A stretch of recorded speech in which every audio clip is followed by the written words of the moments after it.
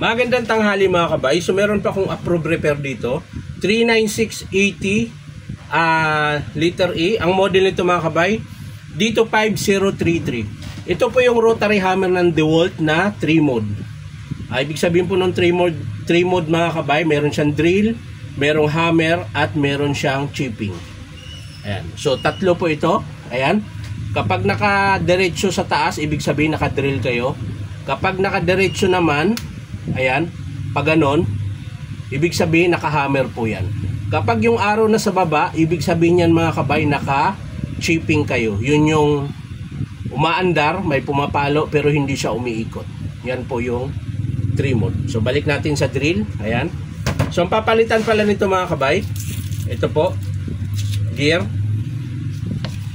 O-ring, tsaka yung kanyang lever mga kabay ito. Tapos yung spindle. Ito yung spindle mga kabay. Yan po. Spindle, tsaka brush holder, at syempre yung kanyang armature.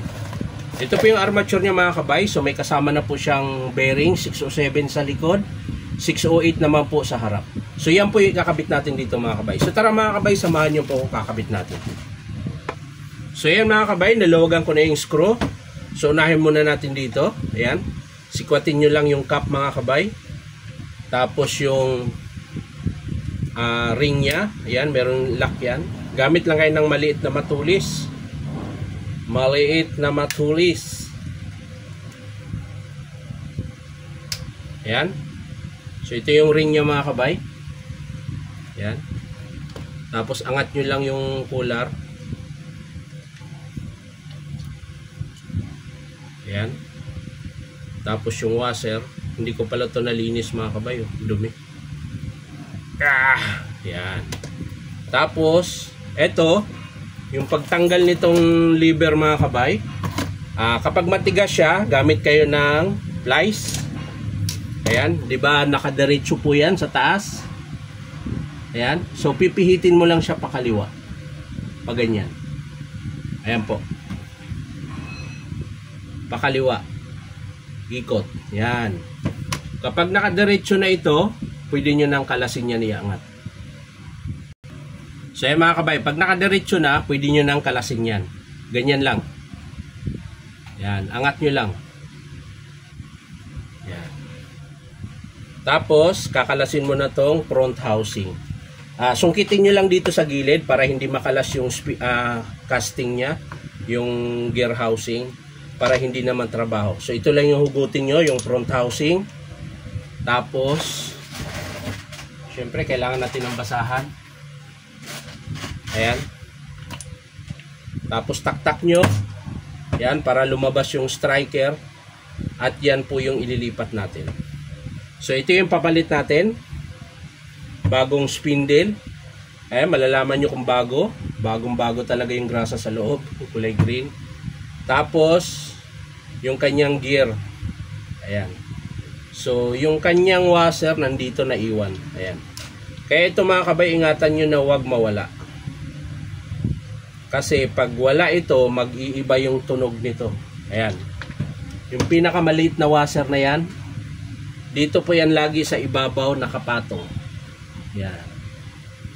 Diyan po yan. Nakaganyan. So pag nilagay nyo yan dito sa kanyang intershaft, ayan, kailangan nandyan yung kanyang washer. So pag nalagay mo na yan mga kabay, syempre lalagyan natin ng yung striker, palitan natin ng O-ring. So ayan mga kabay, nalinis ko na yung kanyang spring tsaka washer. Ayan, malinis na po. Hindi ko na po pinakita. So, ang papalitan na lang natin dito mga kabay, itong O-ring sa kanyang striker. Ayan, sungkitin nyo lang yan. Ayan, tapos palitan natin ng bago. Ayan. Tapos, syempre, kailangan mo ng grasa. Ayan. Lagay mo lang konting grasa dito mga kabay. Ayan, bago nyo ipasok yung kanyang striker. So, ganun po yung forma niya. medyo yan, lapit natin konti. Yan, ganun po forma niyan. So ang sunod niyan mga kabay, ito yung spindle.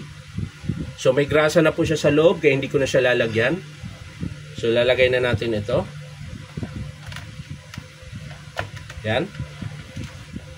Tapos sunod itong washer. Dito po yan sa ibabaw ng spindle. Yan. Tapos lagyan lang natin ng grasa dito dahil walang grasa dito. Ayan. Tapos dito rin. Ayan. So pagkatapos na mga kabay, pwede nyo na ibalik yung kanyang front housing. Ayan. At syempre higpitan natin.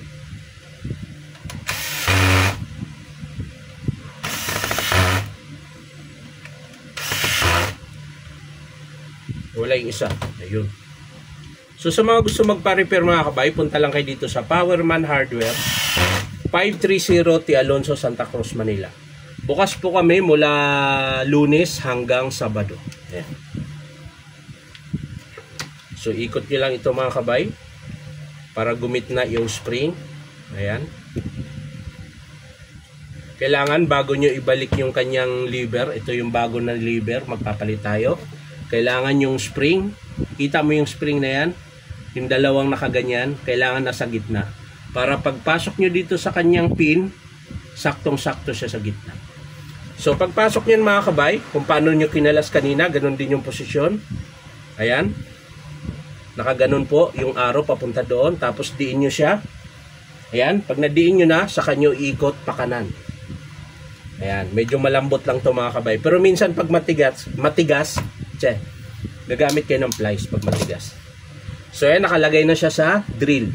Ayan. Tingnan natin kung gagana. Ayan. Hammer, chipping. Balik natin sa hammer, tapos drill. Ayan. Ang sunod yan mga kabay, balik natin yung kanyang spring. Ayan, mauuna yung spring. Ito yung naglalak sa bala natin pag kinabit. Tapos yung washer. Ayan. At syempre yung bulitas, balik natin. Ayan. Pagkatapos yan mga kabay, nagpalit pala ako ng cooler dahil tingnan mo yung cooler niya. Pit-pit na.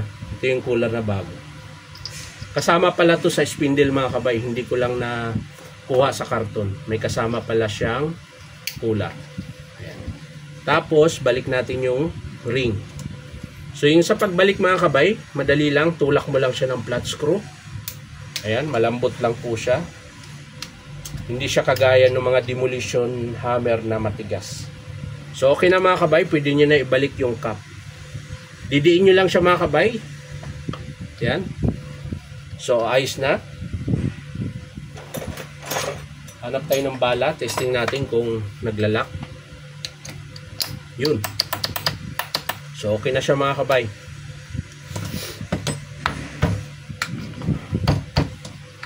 Tapos, ang last natin ikabit mga kabay, yung kanyang brush holder tsaka armature. Ayan. Sinara ko pa. Muntik na makalimutan yung armature. Luluwagan ko siya ulit mga kabay. So, ayan na mga kabay. Nabuksan ko na po yung screw. So, angat na natin tong takip niya. Tigas Yan. At syempre, bunutin nyo yung dalawang wire. So, hindi kayo magkamali niyan mga kabay kasi pwede rin naman siya magkabaliktad. Yung nga lang, hindi aabot yung wire pag binaliktad nyo. So, tanggalin nyo yung rubber, tapos susungkitin nyo yung lock. Ayan. May lock po siya to. Tapos, lulugan nyo yung kanyang dalawang screw sa brush holder. Ayan. Meron po yung screw sa brush holder, dalawa. Ayan. Kabilaan po yan.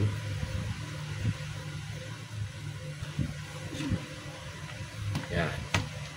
Tapos, syempre, angat nyo yung lumang carbon para hindi siya sasabit pag binunot nyo yung brush holder. Hindi siya sasabit sa kanyang armature. So pwede ko na pala itong hugutin mga kabay. Ayan. Dahil magpapalit din po tayo ng armature dahil sira po yung armature niya. Pero syempre unahin muna natin tong brush holder. Ayan. Panghuli na lang yung armature. Muntik pa makalimutan mga kabay ikabit. Dapat na ikabit ko na kanina yan eh. Pero ayos lang. Hindi naman tayo perfecto eh. Oops.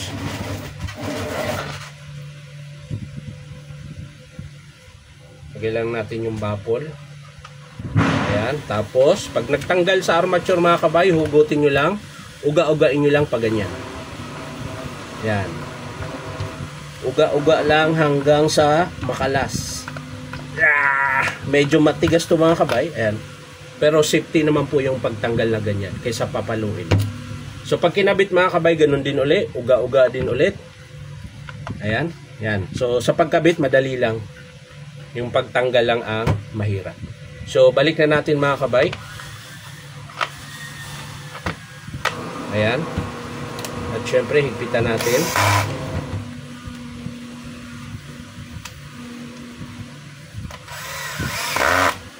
Ayan. Medyo pudpud na yung panghigpit ko mga kabay. Dumudulas na lang siya. Ayan. Meron pa pala. Kabilaan. Ayan. Ayos na mga kabay. So ang sunod mga kabay, yung brush holder, balik natin. Ayan. Kaya inuuga ko dito minsan, baka maluwag. So wala naman po siyang alog. Ayan. Pag umalog kasi yung armature, ibig sabihin, kailangan mong palitan yung brush holder. Yung sleeve. Pero wala naman siyang uga, so ilalagay na natin tong kanyang carbon brush or brush holder. So ayan mga kabay, ganun pa rin. Kapag hindi siya sumagad dito, nakaganyan lang, nakaganyan, ibig sabihin baliktad po yan. Pero ito hindi, dahil sagad siya yan. Tapos pag sinilik mo sa kanan, kailangan sagad din siya. So higpitan na natin mga kabay. So ayan mga kabay, nahigpitan ko na. Nahigpitan na natin yung brush holder. Balik na lang natin yung pin, yung lock sa armature. Ayan, didiin nyo lang po yan. Ayan, hanggang sa tumagos yung lock. Ayan. Tapos balik nyo yung rubber. At syempre kakabit na natin dito sa kanyang handle or switch. Ayan. So sa ilalim yung red, yung mahaba. Sa ibabaw naman yung blue dahil maiksi ito. Ayan. At syempre bago natin isara, kailangan muna nating i-testing mga kabay kung gumagana at kung hindi siya masikip.